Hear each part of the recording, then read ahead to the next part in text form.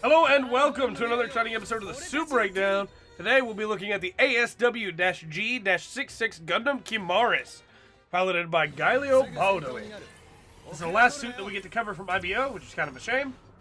I think that the Vidar or the Dalton or, well, honestly, there's a bunch of IBO suits that I think would have been really good. But we get Season 1 suits, which means we don't get any more than what we have right now. But the Kimaris is not too bad. It has the basic shot, and then it has the charged version of the shot, which lets you do the forward spread version of it, which is pretty good. You can actually fire separate of your ammunition count when you do that, which is really cool. So even if you're just about out of ammo, you can still use it, which is really nice. You have the mines that you can drop. Not too bad. Do a little stagger there. You have this dive that allows you to dodge Garobis and things like that. It does pretty decent damage if you hit with it. But the range is, as with all other dives or stomps in this game, a little tough to land. It's very situational, and you need to know exactly when to use it and when not to use it. As you can see, it does not take much to dodge it. But, you know, it's decent damage. You also have this charge that you can do. It's really cool.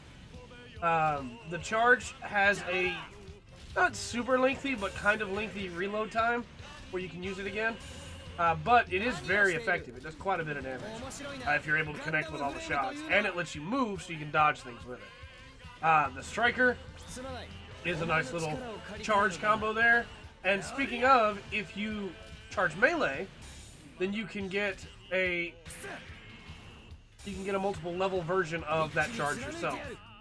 And depending on how much you charge it up, obviously it will do more damage, it will have more hyper armor, and it will be more effective. This is the level 2 version.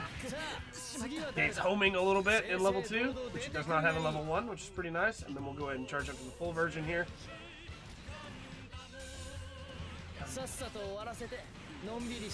Max charge, you are basically unstoppable during the charge. Do 204 damage, which is not bad at all for something that you can do as much as you want. It's very effective. Very effective. Show off the burst.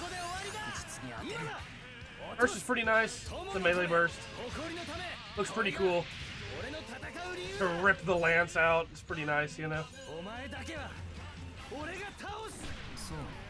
Obviously, you can use the mines to really just capitalize on somebody coming out of a down state without really having to struggle too much with it.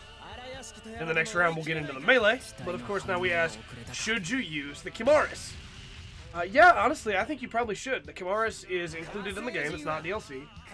It doesn't have as much melee-wise as I would like, but as you can see, just using its main abilities without really capitalizing on melee at all gives you quite a bit of damage and lets you get a little bit of domination over the map because of your movement.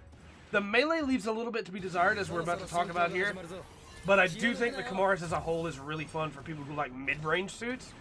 I think short range and long range it kind of suffers. So there's your back melee, and that's the first one where you really notice the melee being kind of weak in this suit when it comes to basic melee, is that back melee is just a stab. It has no stun, it has no anything else, and it doesn't combo.